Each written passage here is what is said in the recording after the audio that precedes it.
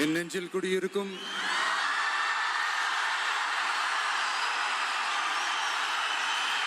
உங்கள் அனைவருக்கும் என்னுடைய வணக்கம். வணக்கம் வணக்கம்.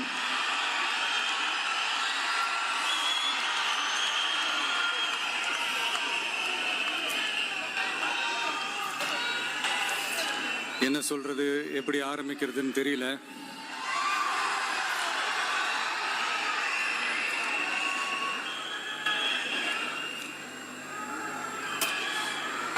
సినిమావల హెల్తీ బ్రేక్ఫాస్ట్ కోసం ఏదైనా ఐడియా ఇవ్వండి. பசினா என்னன்னு எனக்கு நல்லாவே தெரியும்.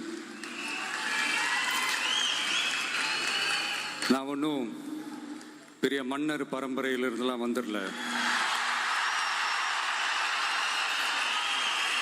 உங்களை மாதிரி தான், உங்களில் ஒருத்த மாதிரி தான், உங்க குடும்பத்தில் ஒருத்த மாதிரி தான், உங்க புள்ள மாதிரி தான், உங்க மகன் மாதிரி தான், உங்க அண்ணன் மாதிரி தான், உங்க தம்பி மாதிரி தான்.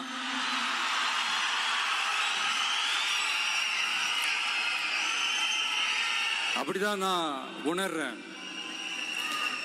நீங்களும் என்ன அப்படி நினைச்சதுனால தான் சினிமாவில் எனக்கு ஒரு மிகப்பெரிய ஒரு இடத்த ஒன்று கொடுத்தீங்க. அதையெல்லாம் விட்டுட்டு உங்களுக்காக நன்றி கடன் செலுத்துறதுக்காக அரசியலுக்கு வந்த உங்க விஜய, இந்த விஜய, நீ வா விஜய், நாங்களா இருக்கோம், பாத்துக்கிறோம். விஜய் தம்பி நீ வா, நாங்க இருக்கோம். விஜய் தம்பி நீ வா, நாங்க இருக்கோம். அண்ணா நீ வாடா, நாங்களா இருக்கோம். நண்பா நீ வா நண்பா, நாங்களா இருக்கோம் சொல்லி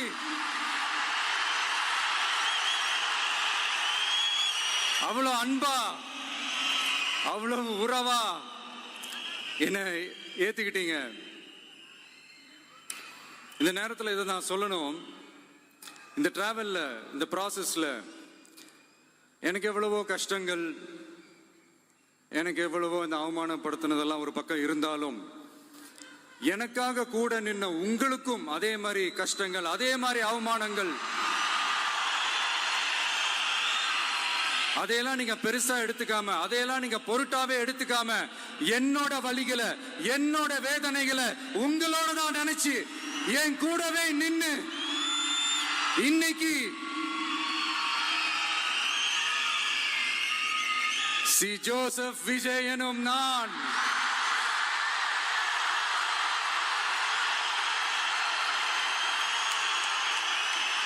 அதை உண்மையாக்கி இருக்கிறீங்க. உண்மையிலே எனக்கு என்ன சொல்றதுன்னு எனக்கு தெரியல. என்னுடைய உறவுகளே, என்னுடைய சொந்தங்களே, நான் ஒன்றும் தேவ தூதன்லாம் கிடையாது. நானும் ஒரு இயல்பான ஒரு வாழ்க்கை வாழ்ற ஒரு சாதாரணமான மனுஷன்தான். நான் முன்னாடியே சொன்ன மாதிரி அது செய்வேன் இது செய்வேன்னு பொய்யான வாக்குறுதிகள்லாம் கொடுத்து உங்களை தான் ஏமாற்ற மாட்டேன். எது சாத்தியமோ அது மட்டும்தான் நான் செய்வேன். இம்மிடியட்டா உங்க மனசுல ஒரு கேள்வி ஒண்ணு வரலாம், அப்ப சாத்தியம் இல்லாததை செய்ய மாட்டாங்களா, செய்ய முடியாதா அப்படின்ற ஒரு கேள்வி ஒண்ணு வரலாம். இத்தனை கோடி மக்கள் என் கூட இருக்கும் போது எது வந்தாலும் பார்த்துக்கலாம், என்ன வந்தாலும் பார்த்துக்கலாம் அப்படின்ற அந்த கான்பிடன்ஸ் என் மனசுல இருக்கு. இன்னொரு விஷயமும் நான் இங்க சொல்லணும். இன்னைக்கு நம்ம தமிழ்நாடு கவர்மெண்ட் இருக்கிற அந்த நிலைமையை பத்தி நான் உங்ககிட்ட நான் சொல்லணும். கிட்டத்தட்ட 10 லட்சம் கோடிக்கு மேல கடன் வாங்கி வச்சுட்டு போயிருக்கிற இன்னைக்கு அந்த தமிழ்நாடு அரசு இருக்கிறப்போ, கஜானாவை சுத்தமா தொடச்சி வலிச்சு வச்சுட்டு போயிருக்கிறப்போ, தூக்க முடியாத சுமையை ஏத்தி வச்சுட்டு போயிருக்கிறப்போ,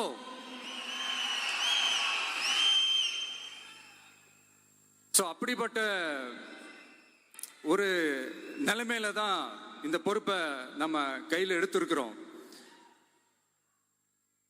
உடனே நீங்க நினைக்கலாம், என்னடா இவர் ஏதோ பொறி வச்சு பேசுறாரா அப்படின்ட்டு. அப்படிலாம் எதுவுமே கிடையாது. உள்ள போய் பார்த்தா தான் தெரியும் எது எந்த நிலைமையில இருக்குன்னு, என்ன இருக்கு என்ன இல்லை, எது எந்த நிலைமையில இருக்கு எது எந்த நிலைமையில இல்லை. ஸோ அதையெல்லாம் பார்த்துட்டு உங்களுக்கு ஒரு வெள்ளை அறிக்கையா அதை வெளியிடணும்னு நான் நினைக்கிறேன். ஒரு டிரான்ஸ்பரண்டான ஒரு கவர்மெண்டா, அதாவது இன்னைக்கு நம்ம தமிழ்நாடு கவர்மெண்ட் இந்த நிலைமையில தான் இருக்கு அப்படின்றத உங்ககிட்ட சொல்லிட்டு I just want to take it forward from there. அதை தான் நான் முதல்ல செய்யணும்னு நினைக்கிறேன். தமிழ்நாடை பொறுத்த வரைக்கும் இப்போ யாரையாவது போய் ஏதாவது சந்திக்கணும் அப்படின்னா இந்த மூஞ்ச மூடிக்கிட்டு போய் சந்திக்கிறதோ, என்ன இந்த மறைமுகமா உங்களுக்கு தெரியாம போய் சந்திக்கிறதோ அப்படிலாம் நான் செய்ய மாட்டேன். எதுவா இருந்தாலும் வெளிப்படையாக ஒளிவு மறைவு இல்லாம தான் நான் செய்வேன். இவ்வளவு பெரிய ஒரு பொறுப்பை என் கையில கொடுத்துருக்கிறீங்க, அதே நேரத்தில் எனக்கு கொஞ்சம் அவகாசமும் நீங்க கொடுக்கணும்னு நான் ரிக்வெஸ்ட் பண்ணி கேட்டுக்கிறேன். நான் சொன்னதையெல்லாம் படிப்படியா நிறைவேற்ற நான் ட்ரை பண்ணுவேன், நிறைவேற்றுவேன். அதே நேரத்தில் எனக்கு கொஞ்சம் அவகாசம் கொடுத்தீங்கன்னா எனக்கு கொஞ்சம் உதவியாகவும் ஒத்துழைப்பாகவும் இருக்கும். இது உங்களுடைய ஆட்சி. பெண்கள் பாதுகாப்பை ரொம்ப ஸ்ட்ரிக்டா வச்சிருப்பேன். போதைப் பொருள் கலாச்சாரம் அதை கண்ட்ரோல் பண்றதுக்கு என்னென்ன ஸ்டெப்ஸ் எடுக்கணும், என்னென்ன முயற்சிகள் எடுக்கணும், இன்னிலிருந்தே அதை நான் எடுப்பேன். நம்ம பசங்களை அதுல இருந்து காப்பாற்ற வேண்டியது நம்ம அரசனுடைய பொறுப்பு. அதே மாதிரி சட்டம் ஒழுங்கு எல்லாருக்குமான பாதுகாப்பை நான் உறுதிப்படுத்துவேன். என்ன அவமானப்படுத்துறவங்களாகவே இருந்தாலும், என்னை கஷ்டப்படுத்துறவங்களாகவே இருந்தாலும் அவங்களும் என் மக்கள் தானே. நண்பர்களாக இருந்தாலும் எதிரிகளாக இருந்தாலும் 8 கோடி மக்களும் என் மக்கள் தானே.